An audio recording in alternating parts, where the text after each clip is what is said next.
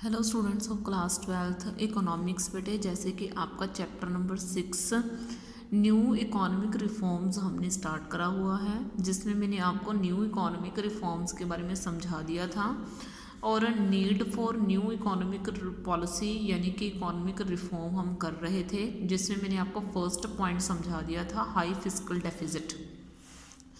अब बेटा मैं आपको बीओपी के बारे में थोड़ा सा डिफाइन करना चाहूँगी। बीओपी का मीनिंग होता है बैलेंस ऑफ पेमेंट। ठीक है, बैलेंस ऑफ पेमेंट का मीनिंग क्या होता है? मान लो हमारी कंट्री दूसरी कंट्रीज के साथ जो भी बिजनेस कर रही है, हम दूसरी कंट्री को जो भी बेच रहे हैं, दूसरी कंट्री से हम जो भी चीज़ खरीद रहे हैं, उसका रिटर्न जो है रिकॉर्ड, उसको बीओपी बोला जाता है। हम जो भी खरीद रहे हैं या जो भी बेच रहे हैं उसके रिटर्न रिकॉर्ड को बीओपी बोला जाता है। अब बीओपी क्राइसिस का मीनिंग क्या है? जब हम क्या करते हैं, हम दूसरी कंट्री को चीज़ें भेजते कम हैं, मंगवाते ज़्यादा हैं। जब चीज़ें हम मंगवाएंगे ज़्यादा तो हमें पेमेंट भी ज़्यादा करनी पड़ेगी, और अगर हम चीज़ें देंगे कम तो हमें पेमेंट कम होगी। तो इसलिए जब हम चीज़ें मंगवाते तो ज़्यादा हैं लेकिन भेजते कम हैं, तो हमें बचत नहीं होती, हम जो हैं हमारे पास इनकम नहीं होती, हमें ज़्यादा पैसे देने पड़ जाते हैं जितने हम कमाते नहीं, उससे ज़्यादा तो हमें देने पड़ जाते हैं। तो उसके बोलते हैं बीओपी डेफिसिट या बीओपी क्राइसिस। ठीक है, तो बीओपी क्राइसिस रिलेटेड है किससे? बीओपी डेफिसिट से। यानी कि कहना total the difference between total receipt and total payment of a country on account of its economic transaction with the rest of the world. ठीक है ना, जो डिफरेंस होता है किसके बीच का? टोटल रिसिप्ट का और टोटल पेमेंट के बीच का।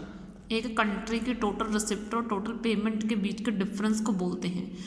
ठीक है ना, आगे देखो कहना बाय द एंड ऑफ 1990 के अंत तक हमारा जो बीओपी अकाउंट था, ठीक है, उसमें देखो करंट अकाउंट डेफिसिट सबसे ज़्यादा था। करंट अकाउंट पता है कौन सा होता है? ये व्यापारियों का, ट्रेडर्स का होता है करंट अकाउंट, जिससे ट्रेडर्स एक दिन में चाहे जितने मर्जी पैसे निकलवा सकते हैं और जितने मर्जी पैसे डलवा सकते हैं। ठीक है, तो 1990 में जो था उसके एंड तक BOP account revealed that CAD, जिसको करंट अकाउंट डेफिसिट बोलते हैं, इसमें जो है बढ़ोतरी आई थी, यानी कि इसके लेन देन में बढ़ोतरी आई थी। आगे है boring from rest of the world were consistently high. ठीक है, जो बोरिंग यानी कि उधार था वो कंसिस्टेंटली हाई, वो बहुत ज़्यादा था। ठीक है ना, बोरिंग यानी कि उधार, वर कंसिस्टेंटली हाई, ये बहुत ज़्यादा था। 1980 से 81 की अगर हम बात करें तो CAD was as high as 2212 crore, and in 1990 to 91 it shot up to 17,367 crore. 1980 से 81 की बात करें तो जो हमारा ये डेफिसिट था जो करंट अकाउंट में पाया गया, वो 2214 से बढ़कर 1990 में और ज़्यादा जो है, मतलब ज़्यादा हो गया। पहले तो इतना सही था, फिर ये और भी ज़्यादा हो गया। तो इस तरीके से इन चीज़ों ने नेगेटिव इम्पैक्ट डालना शुरू कर दिया। ठीक है, ये हम पढ़ रहे हैं कि क्यों ज़रूरत पड़ी हमें, तो हमें बीओपी को डेफिसिट से बचाने के लिए पॉलिसीज़ को चलाना पड़ा।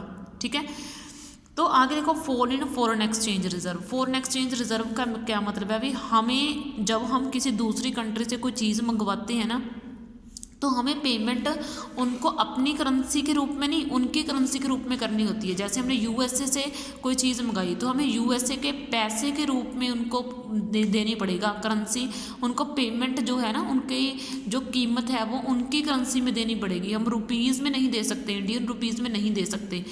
तो अब हमारे पास पैसा भी तो होना चाहिए उनकी कंट्री का, अगर हमने उनको पेमेंट करनी है तो हमारे पास उनकी कंट्री का पैसा भी तो होना चाहिए। तो 19 से 91 के बीच की बात है। इंडिया के पास जो फॉरेन करेंसी थी वो पहले काफ़ी ज़्यादा थी, 8,151 करोड़ थी, लेकिन टाइम के हिसाब से उसका स्टॉक कम होता गया। अब 6,252 करोड़ ही बचा है हमारे पास। और इवन इतना ज़्यादा कम है हमारे पास ये पैसा कि अगर हम किसी कंट्री से कुछ ख़रीद लें और उनको पेमेंट करनी हो तो हमें 10-10 दिन तक उनको लमका के रखना पड़ता है। हम 10-10 दिन में बड़ी मुश्किल से इंतज़ाम कर पाते हैं उनकी फ़ॉरेन करेंसी का। आगे इन्फ्लेशनरी स्पाइरल। इन्फ्लेशन का मीनिंग क्या होता है? इन्फ्लेशन का मीनिंग होता है कीमत का बढ़ना, ठीक है।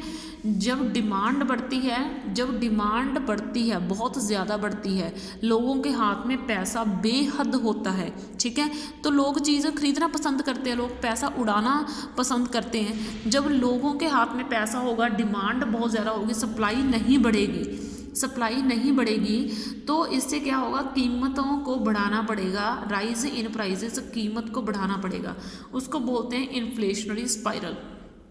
तो प्रियोर टू 1991 से पहले की बात है। Despite good monsoon for 3 consecutive years there was inflationary spiral in the economy, ठीक है। तो उसने बोला भाई 3 साल अच्छे ही निकले थे, बस उसके बाद तो जैसे का तैसे इन्फ्लेशन ही चल रही है हमारी कंट्री में। कभी डिमांड कम नहीं होती, कभी प्राइस नीचे नहीं गिरते, दोनों चीज़ें हमेशा ऊपर ही रहती हैं, ठीक है, जिससे गवर्नमेंट को बहुत ज़्यादा नुकसान उठाना पड़ता है। तो इसलिए हमें न्यू पॉलिसीज़ की ज़रूरत पड़ी, ठीक है। आगे है poor performance of PSUs। Public sector जो गवर्नमेंट सेक्टर्स हैं उनकी परफॉर्मेंस इतनी बेहतर नहीं है जितनी एक इकोनॉमी के लिए होनी चाहिए, ठीक है। मतलब उनका रोल वैसा नहीं है जैसा इस एक इकोनॉमी के लिए उनका रोल होना चाहिए, ठीक है ना। उस लेवल से ये बहुत जो है नीचे वाला काम करते हैं। अब आप खुद ही देख लो, आप कोई गवर्नमेंट डिपार्टमेंट देख लो, उसकी कंडीशन देख लो क्या होगी। वहाँ पे ऐसा नहीं है कि गवर्नमेंट पैसा नहीं भेजती, गवर्नमेंट पैसा देती है, लेकिन लोग उसका करप्शन करने नहीं हटते, लोग करप्शन करते हैं पैसे में, जिससे नुकसान उठाना पड़ जाता है। तो मेरी बात समझ रहे हो, ठीक है। इस तरीके से न्यू इकोनॉमिक रिफॉर्म्स की ज़रूरत पड़ी इन सभी चीज़ों से छुटकारा दिलाने के लिए इकोनॉमी को, ठीक है।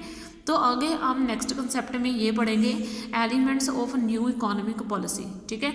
इसके 3 मेन एलिमेंट्स है, दिस एंड दिस। इसके बारे में मैं आपको नेक्स्ट लेक्चर में करवाऊंगी। इस लेक्चर में तो आपके लिए इतना ही बहुत है बच्चे। Okay, thank you.